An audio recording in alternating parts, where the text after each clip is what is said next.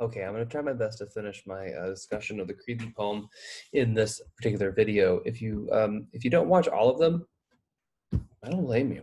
But also, hopefully you do. I'm going to try to go through it a little bit quicker because I want to make some sense of what's going on in this poem for you at the end of it.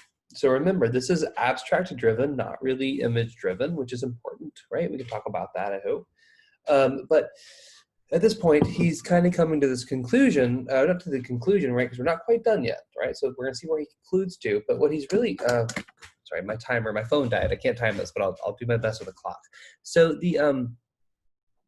so what's happening here, right, is that this whole time he's been talking about, I don't know what I want to say. I've been trying to say it, but he realizes that at this moment that he's been, if he turns love into a way that you earn it and becomes a reward, then it actually makes it much more distant from him. He separates himself from love. And so he jumps in, and interestingly, almost ironically, almost like I picked it for a reason, he says, but that image, right, the image of this that he's talking about, this image of being a person who would do this, right, who would make love only with his mind here, right?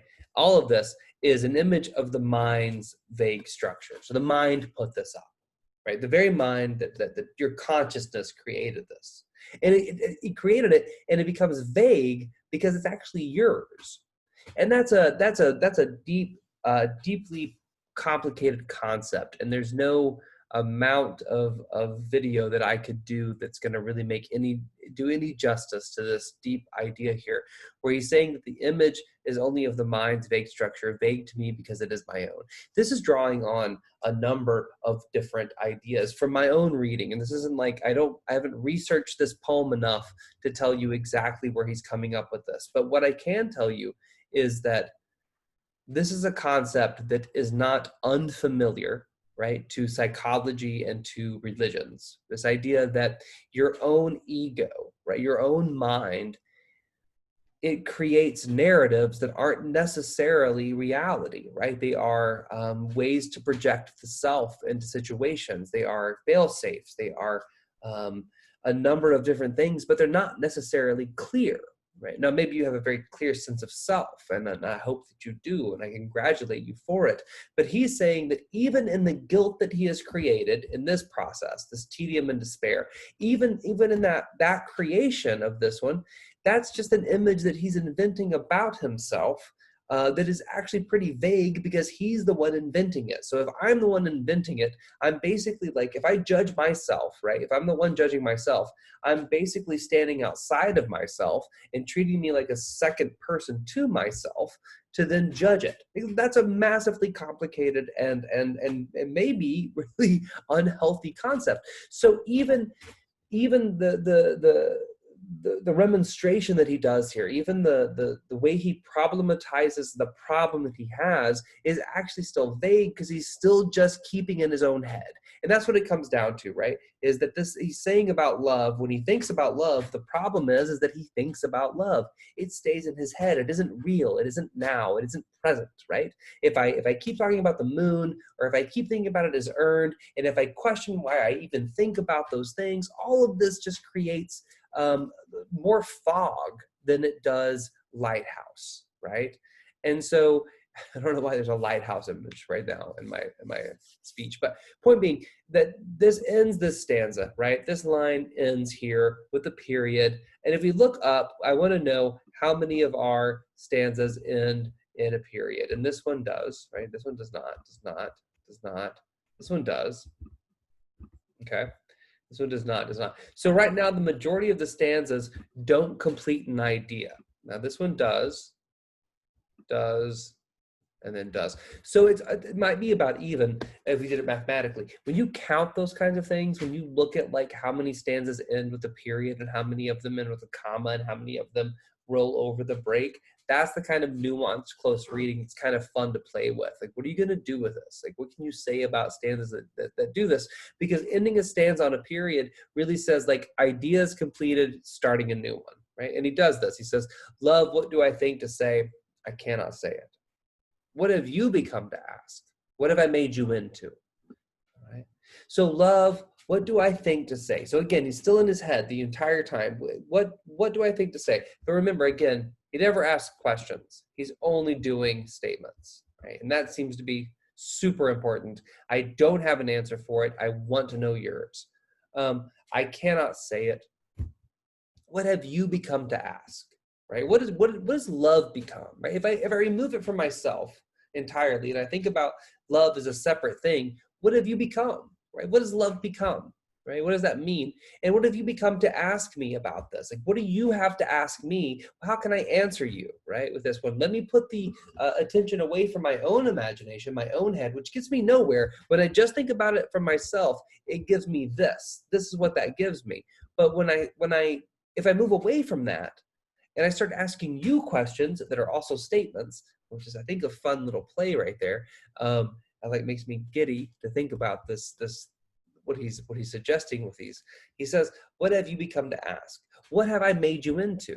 In other words, what do I do to you, love? Love exists outside of me, right? Love is a thing that I didn't create. I didn't make love. That's almost Cartesian philosophy, right? Like, I didn't make my understanding of love. I didn't invent that. Love is something that I have arrived into, right? I didn't do this. Now, when I arrived into love with my consciousness, I started changing it. I started making it into things. What did I do with that? Well, I made it into a companion. And there's an image, right? There's a companion. I know what that looks like. Then I made it into good company. The very process of what a relationship is. First, you're just somebody I'm around.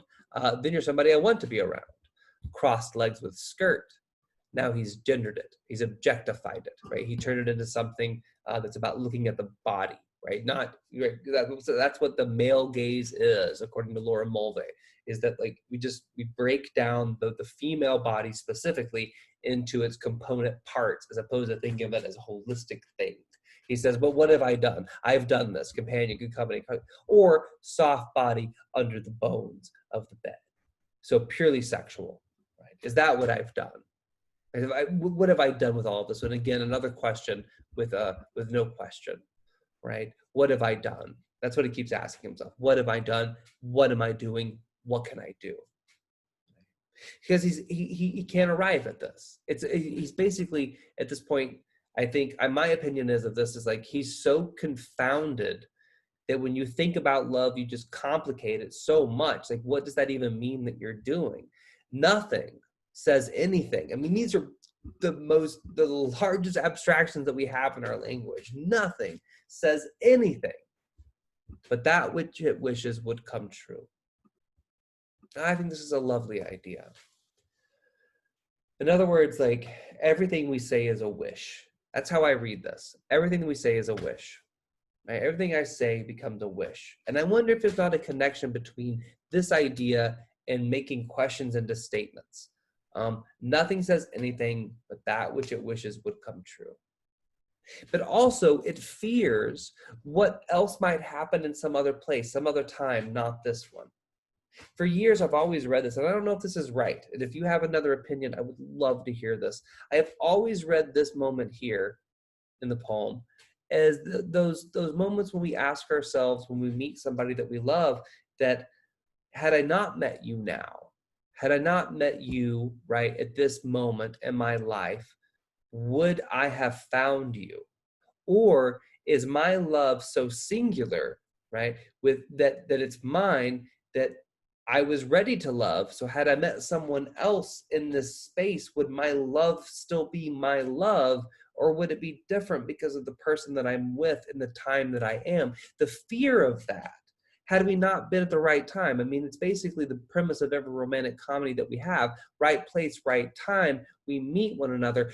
Or is it just that we are in the right space, right time, in a real sort of sense of self, that we're ready for love, that when we meet somebody, we're then willing to give ourselves to them?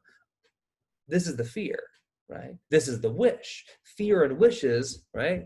These abstractions here, right? Notice how they're both in lines. So he's sort of suggesting they're both equally important, right?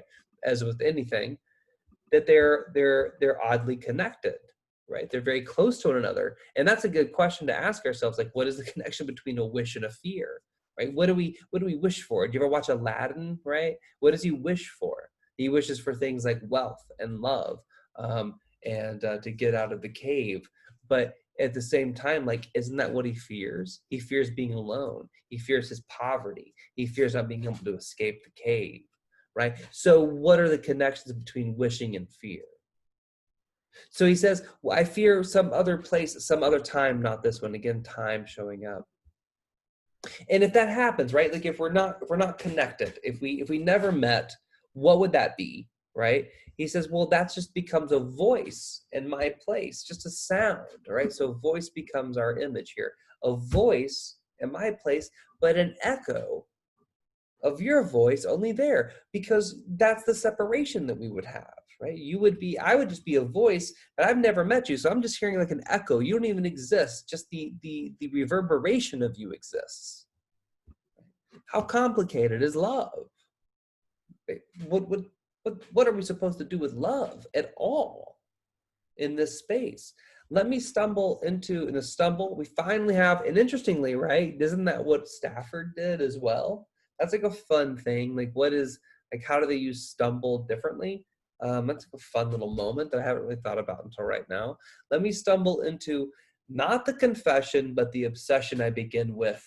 Now, wait for it. He could end his sentence there and it would be fine. Let me stumble into not the confession, but the obsession I begin with. Now, again, time. And time opens the line. Time is one of the last things that we see. Time, right? Now. You want to think about what love is? Well, love is right now. Not yesterday, not tomorrow, not 5 minutes from now, right now. And it's not a confession. You don't confess this, because when you confess, you look for salvation, or you're going to be punished, right? But it's an obsession, which isn't necessarily healthy either. That's not like a good thing. Nor, I think it's like is it a cologne? I think maybe it's not a good thing. But it's a reality. For you, love, also, and then the parenthetical, also, which, right, is this. It's the echo. This is the echo of this. If everything else is gone, right? If I stumble into this position, into all of this, if I'm just dealing with you, I don't even get to be with you, love. I just have to deal with the echo of what love is, not even the real thing. I'm not even present with it. I'm just hearing what bounces off of the acoustics of the space. For you, also, sometime beyond place or place beyond time. These big ideas that are happening here, right? So time beyond place or place beyond time. No mind left to say anything at all. That face gone now. So if you are completely separate from me, if you do not exist with me, love, and if love is a metonymy for a person, right, for this person that I love, if you are completely gone and all there is the echo of the self, just this idea of you, because I'm not present with you, because I don't know, maybe you've died sometime beyond place, or maybe you've left someplace beyond time, I'm just left with this, he says. If everything else is gone, but I'm just left with this. And again, what word do you see? Now. Present, in the present. He says, you take that all away. Oh, shoot, I'm sorry. I went to the wrong page. Into the company of love. It all returns. So basically, to me, I've always read the end of this poem as a super positive experience in a complicated reality of even if you lose the person that you love, even if that's gone and there's nothing there, and even you never met them, right? It was like a figment. It still returns into this. That's what love is. Love, in all of its complications and all of its disasters, it is love, right? So it's a poem where I think that, like, he's not really focusing on images or things. He's trying to talk about ideas by talking about ideas, and he very rarely arrives at anything, except that the only thing, after all of this running around and trying to figure something out, he just comes back to this very simple idea that, well, it all just comes back to love. Like, try to understand it if you want to. Try to dig deep if you want to. Make it a reward. You're just going to be lonely. Even be afraid that it's going to be gone. That's up to you, but it's still going to come back to love. You're still going to be thinking about what love is. All of life, he says, is understood through the company of love. And I think that's a good sense to take into the world. right? The world is about love, though right now it's on fire, especially in our country. Um, he's saying, return to love because it will anyway. Return to love because we will anyway. Um, that's Creeley's for love.